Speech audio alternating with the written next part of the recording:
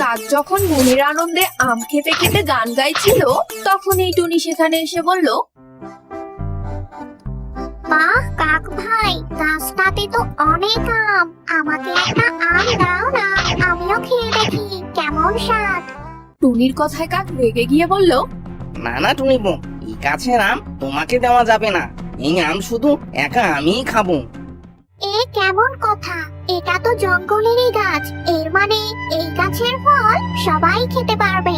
তাহলে তুমি আমায় নিষেধ করছো কেন? অত শত বুঝি না বাপু, এই গাছের আম আমি প্রথম দেখেছি। এর মানে এই গাছের সব ফল শুধু আমার।